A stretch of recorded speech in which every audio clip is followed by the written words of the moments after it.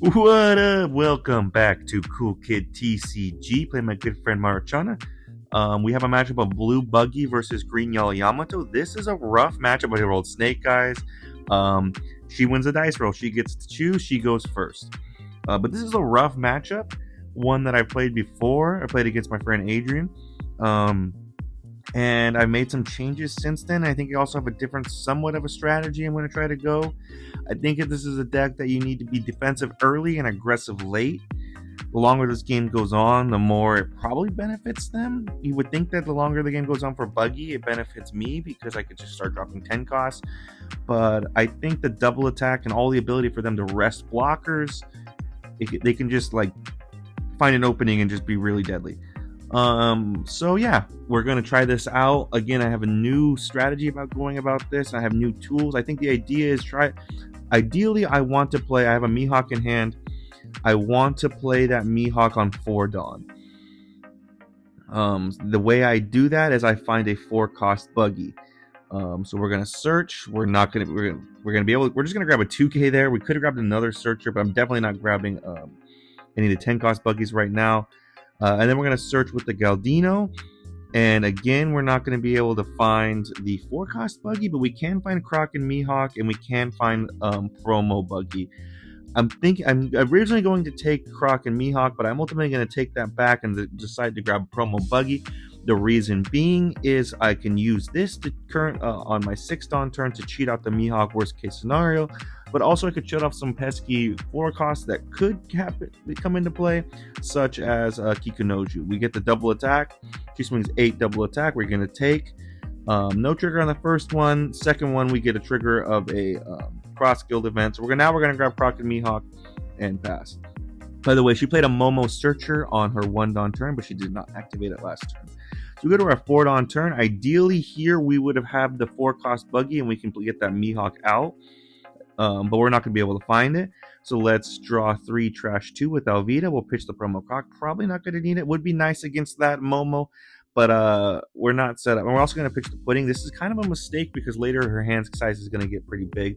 I run a 1-of Pudding now. I just like the idea of it. I like that it's there, a safe go or safety belt, I guess. Whatever the word is for that. She's going to tap 1 for the Momo Searcher. So she gets to search top 5 for a Land of Wano. We're lucky we have the Galdino on board. We can easily swing into that and clear it. But what we're unlucky is we don't have a blocker. And it looks like she's got 4. She's about to put all 4 Dawn that she has standing on lead and swing 9 life. At which case she's going to get a ton of cards out of hand because we don't want to take a second double attack.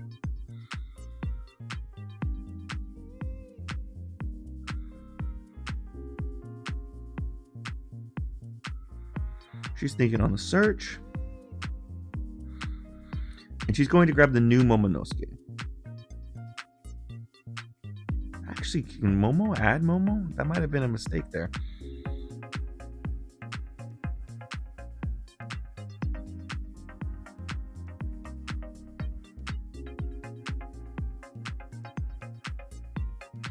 But yeah, we're about to swing. Yeah, so 9 life. We're going to have to give 2K. And now thinking about 1K to give, we'll give the Galdino Searcher.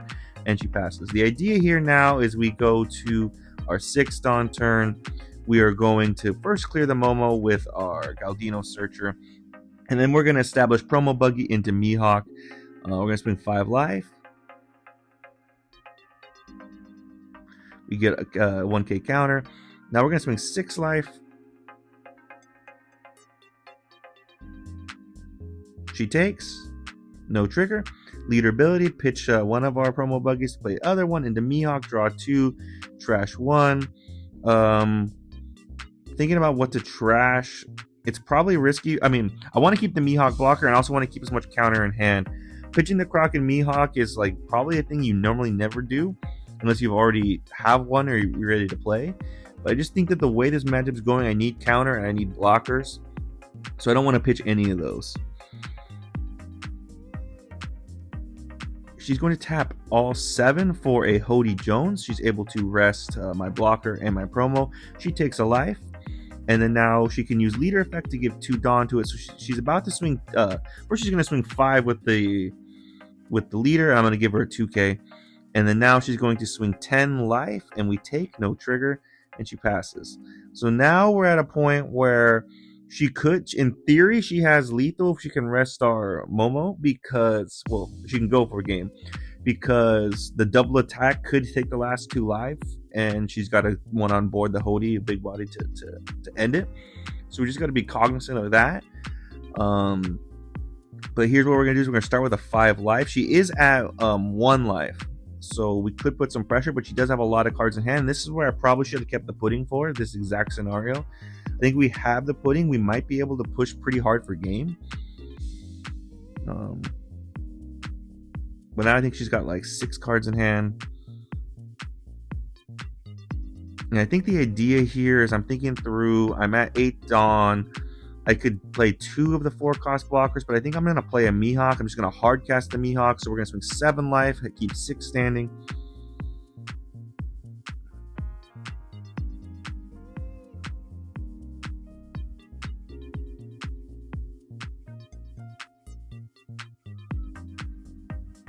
And she's going to give us 2K. And she needs to give us a 1K, and there's the 1K. So now I'm going to hard cast the Mihawk, but here's where I have I'm going to swing 7. I'm going to swing the Mihawk into life. I'm going to be aggressive because my thought process is the only way she can rest is with a Hody, and if she's going to rest it, she's going to rest both. So might as well swing that 1. So we draw 2, trash 1 on the Mihawk we just casted. We're going to pitch another Croc and Mihawk, and then we could that's all we need to pitch. Another thing we could have done there, but I decided not to do, was we could have played the Croc into the 4-cost Buggy into Mihawk.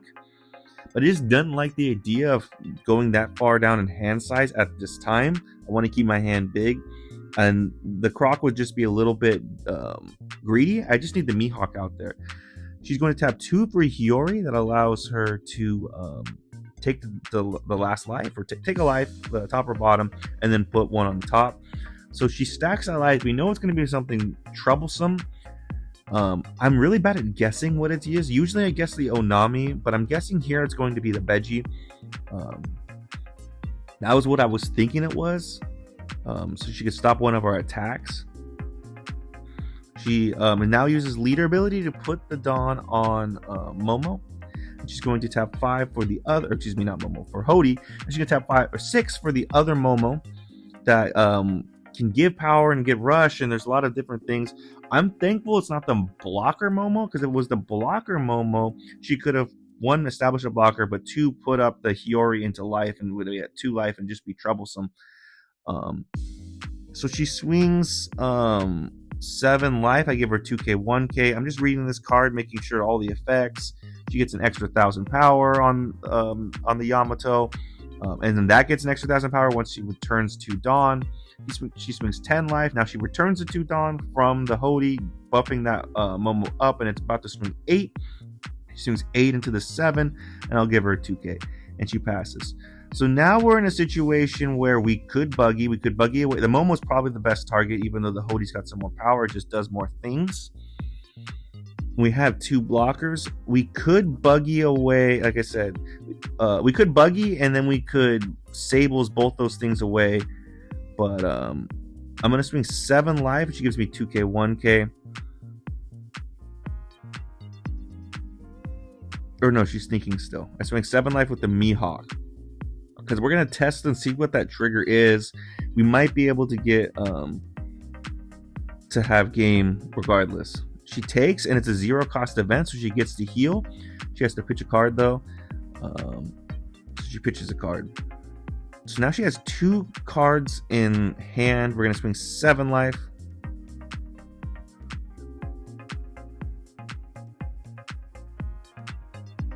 And she gives us 2K, 1K. Then we're going to swing 5 life. And we should be okay because we can Dawn up on the Galdino if it was something like a Beji.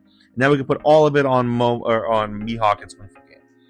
So we're able to get the dub here. I think we got a little bit lucky.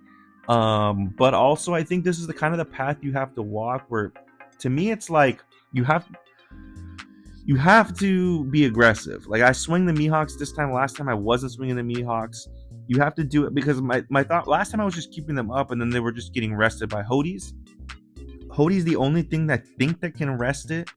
So if you play a Mihawk down, while you can swing the other one because it's like they're gonna rest the other one anyways. Like if that makes sense.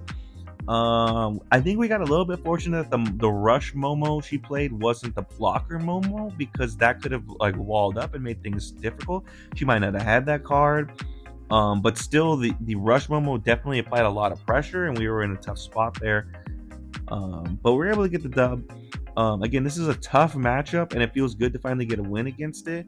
Again, I think the ideal curve is to go first, always take the first hit, but we went second this time, so we're able. It feels good to get a dub against a tough matchup going second. But yeah, thanks for tuning in. Let me know in the comments anything different. I really appreciate you, and see you next time.